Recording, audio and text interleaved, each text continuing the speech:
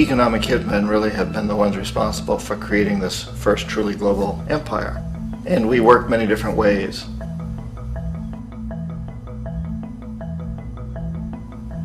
But perhaps the most common is that we will identify a country that has resources our corporations covet, like oil, and then arrange a huge loan to that country from the World Bank or one of its sister organizations.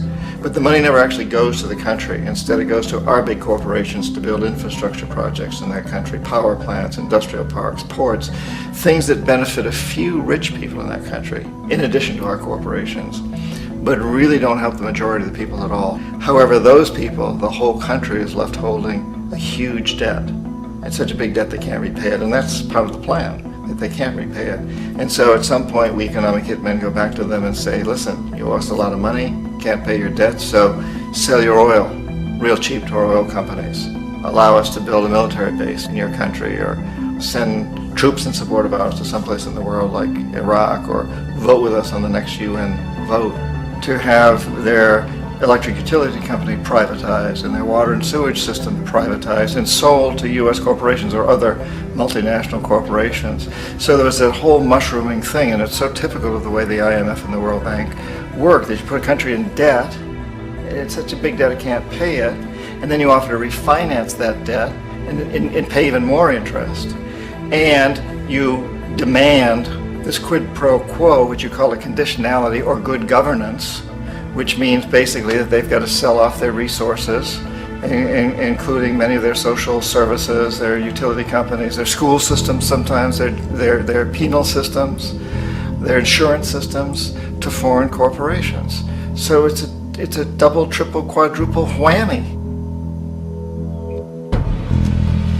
The precedent for economic hitmen really began back in the early 50s when democratically elected Mossadegh, who was elected in Iran, he was considered to be the hope for democracy in the Middle East and around the world. He was Time Magazine's Man of the Year. But one of the things that he'd run on and began to implement was the idea that foreign oil companies needed to pay the Iranian people a lot more for the oil that they were taking out of Iran. The Iranian people should benefit from their own oil.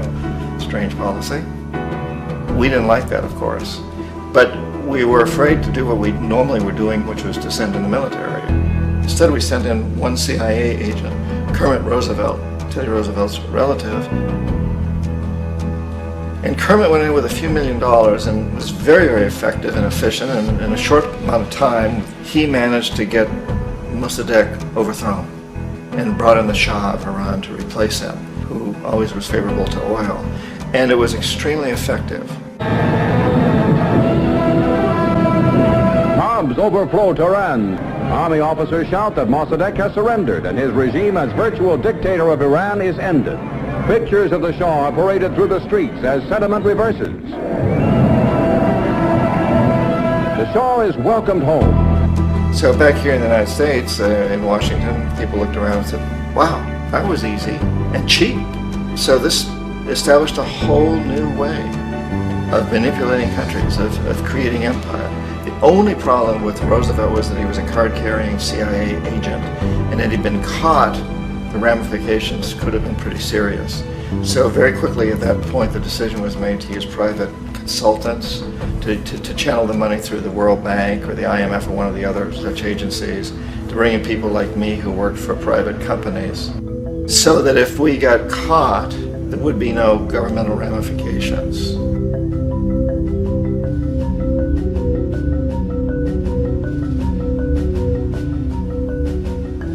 When Arbenz became president of Guatemala, the country was very much under the thumbs of United Fruit Company, the big international corporations. And Arbenz ran on this ticket that says, you know, we want to get the land back to the people. And once he took power, he was implementing policies that would do exactly that, give land rights back to the people. United Fruit didn't like that very much.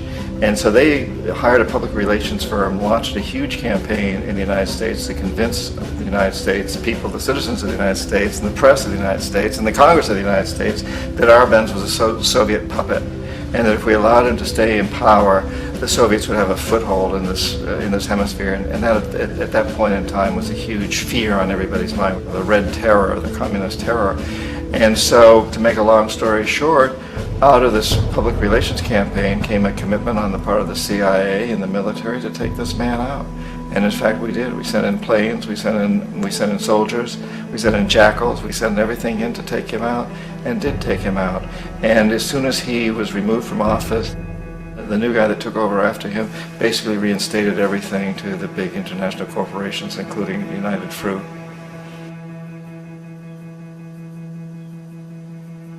Ecuador for many, many years had been ruled by pro-US dictators, often relatively brutal.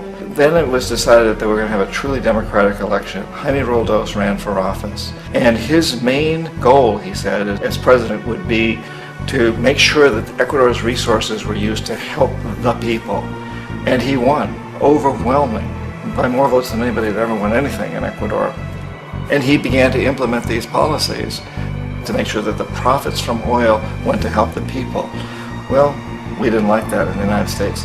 I was sent down as one of several economic hitmen to change Roldos, to corrupt him, to bring him around, to let him know, okay, you can get very rich, you and your family, if you play our game, but if you continue to try to keep these policies you've promised, you're going to go. He wouldn't listen. He was assassinated. As soon as the plane crashed, the whole area was cordoned off. The only people allowed in were U.S. military from a nearby base and some of the Ecuadorian military. When an investigation was launched, two of the key witnesses died in car accidents before they had a chance to testify. A lot of very, very strange things that went on around the assassination of Jaime Roldos. I, like most people who've really looked at this case, have absolutely no doubt that it was an assassination. And of course, in my position as an economic hitman, I was always expecting something to happen to Jaime, whether it be a coup or assassination, I wasn't sure, but that he would be taken down because he was not being corrupted. He would not allow himself to be corrupted the way we wanted to corrupt him. Omar Torrijos, president of Panama, was, one of my favorite people. I really, really liked him. He was very charismatic. He was a guy who really wanted to help his country. And when I tried to bribe him or corrupt him, he said, look, John, he called me Juanito. He said, look, Juanito, I don't need the money.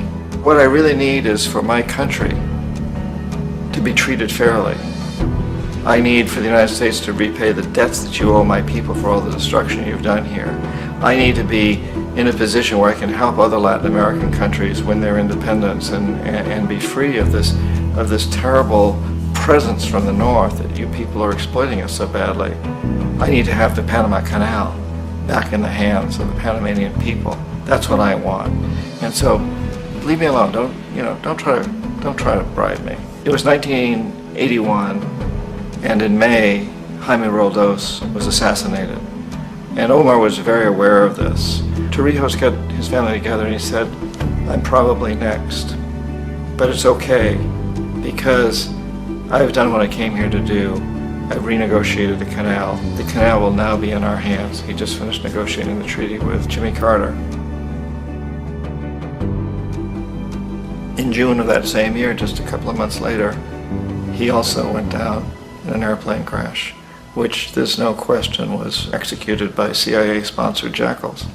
Tremendous amount of evidence that one of Torrijos' security guards handed him at the last moment as he was getting on the plane a tape recorder, a small tape recorder that contained a bomb.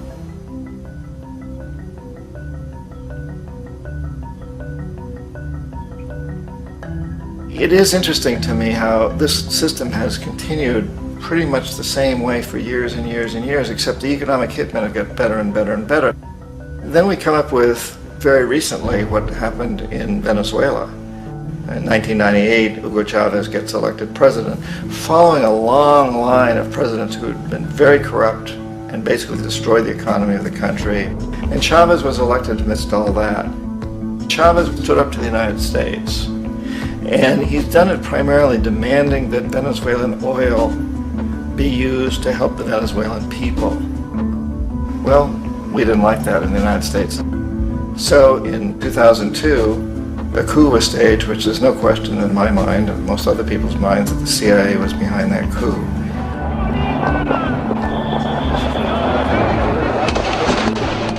The way that that coup was fomented was very reflective of what Kermit Roosevelt had done in Iran, of paying people to go out into the streets, to riot, to protest, to say this Chavez is very unpopular. You know, if you can get a few thousand people to do that, television can make it look like it's the whole country, and things start to mushroom. Except in the case of Chavez, he was smart enough, and the people were so strongly behind him that they overcame it, which was a phenomenal moment in the history of Latin America.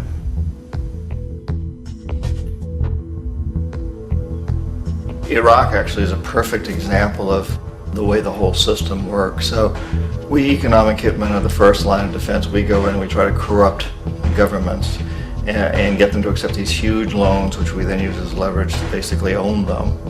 If we fail, as I failed in Panama with Omar Torrijos and in Ecuador with Jaime Roldos, men who refused to be corrupted, then the second line of defense is we send in the jackals. And the jackals either overthrow governments or they assassinate. And once that happens and a new government comes in, and boy, it's going to toe the line, because the new president knows what will happen if he doesn't. In the case of Iraq, both of those things failed. Economic hitmen were not able to get through to Saddam Hussein. We tried very hard. We tried to get him to accept a deal very similar to what the House of Saud had accepted in Saudi Arabia, but he wouldn't accept it. And so the jackals went in to take him out. They couldn't do it. His security was very good. After all, he had one time worked for the CIA. He'd been hired to assassinate a former president of Iraq and failed, but he knew the system. So in '91, we send in the troops and we take out the Iraqi military. So we assume at that point that Saddam Hussein is going to come around. We could have taken him out, of course, at that time, but we didn't want to. He's the kind of strong man we like. He controls his people. We thought he could control the Kurds and keep the Iranians in their border and keep pumping oil for us. And that once we took out his military, now he's going to come around. So the economic hitmen go back in the 90s without success. If they'd had success, he'd still be running the country. We'd be selling him all the fighter jets he wants and everything else he wants. But they couldn't, they didn't have success. The jackals couldn't take him out again, so we sent the military in once again, and this time we did the complete job and took him out, and in the process created for ourselves some very, very lucrative construction deals. We had to reconstruct a country that we'd essentially destroyed, which is a pretty good deal if you own construction companies, big ones. So, you know, Iraq shows the three stages. The economic hitmen failed there, the jackals failed there, and as a final measure, the military goes in. And in that way, we've really created an empire, but we've done it very, very subtly. It's clandestine. All the empires of the past were built on the military, and everybody knew they were building them. So the British knew they were building them, the French, the Germans, the Romans, the Greeks. And they were proud of it, and they always had some excuse, like spreading civilization, spreading some religion, something like that. But they knew they were doing it. We don't. The majority of the people in the United States have no idea that we're living off the benefits of a clandestine empire, that today there's more slavery in the world than ever before. And then you have to ask yourself, well, if it's an empire, then who's the emperor? Obviously, our presidents of the United States are not emperors. An emperor is someone who's not elected, doesn't serve a limited term, and doesn't report to anyone, essentially. So you can't classify our presidents that way.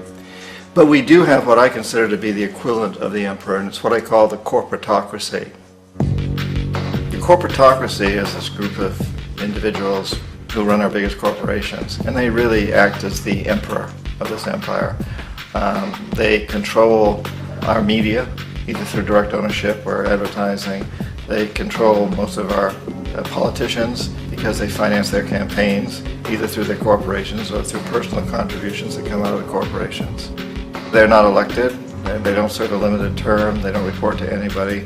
And at the very top of the corporatocracy, you really can't tell whether a person's working for a private corporation or the government because they're always moving back and forth.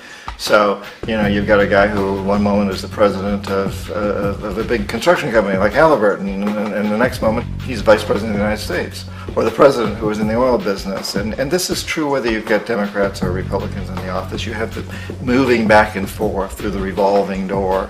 And in a way, Our government is invisible a lot of the time, and its policies are carried out by our corporations on one level or another. And then again, the policies of the government are basically forged by the corporatocracy and then presented to the government. They become government policy. So it's an incredibly cozy relationship.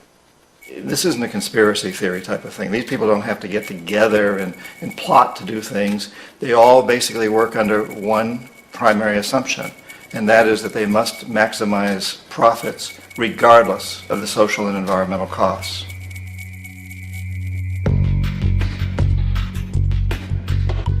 This process of manipulation by the corporatocracy through the use of debt, bribery, and political overthrow is called globalization. Just as the Federal Reserve keeps the American public in a position of indentured servitude through perpetual debt, inflation, and interest, the World Bank and IMF serve this role on a global scale. The basic scam is simple. Put a country in debt either by its own indiscretion or through corrupting the leader of that country, then impose conditionalities or structural adjustment policies, often consisting of the following. Currency devaluation. When the value of a currency drops, so does everything valued in it. This makes indigenous resources available to predator countries at a fraction of their worth. Large funding cuts for social programs. These usually include education and healthcare, compromising the well-being and integrity of the society, leaving the public vulnerable to exploitation. Privatization of state-owned enterprises. This means that socially important systems can be purchased and regulated by foreign corporations for profit. For example, in 1999, the World Bank insisted that the Bolivian government sell the public water system of its third largest city to a subsidy of the U.S. corporation Bechtel. As soon as this occurred, water bills for the already impoverished local residents skyrocketed. It wasn't until after a full-blown revolt by the people that the Bechtel contract was nullified.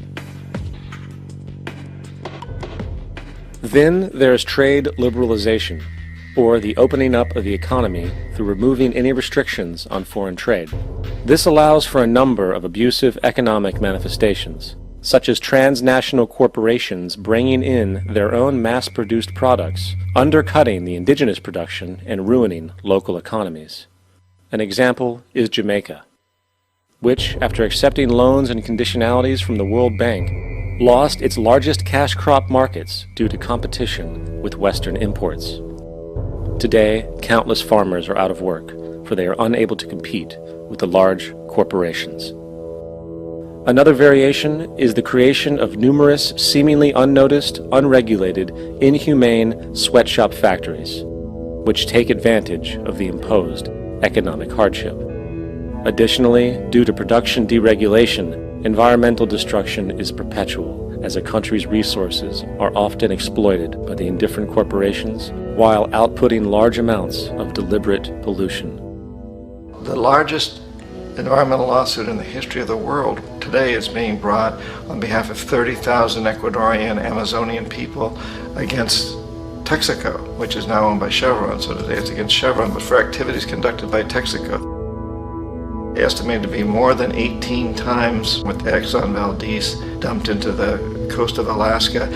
In the case of Ecuador, it wasn't an accident. The oil companies did it intentionally. They knew they were doing it to save money out there rather than arranging for proper disposal. Furthermore, a cursory glance at the performance record of the World Bank reveals that the institution, which publicly claims to help poor countries develop and alleviate poverty, has done nothing but increase poverty and the wealth gap, while corporate profits soar. In 1960, the income gap between the fifth of the world's people in the richest countries versus the fifth in the poorest countries was 30 to 1. By 1998, it was 74 to 1. While global GNP rose 40% between 1970 and 1985, those in poverty actually increased by 17%. While from 1985 to 2000, those living on less than $1 a day increased by 18%. Even the Joint Economic Committee of the U.S. Congress admitted that there is a mere 40% success rate of all World Bank projects. In the late 1960s, the World Bank intervened in Ecuador with large loans. During the next 30 years, poverty grew from 50% to 70%. Under or unemployment grew from 15 to 70%. Public debt increased from 240 million to 16 billion, while the share of resources allocated to the poor went from 20% to 6%. In fact, by the year 2000, 50% of Ecuador's national budget had to be allocated for paying its debts.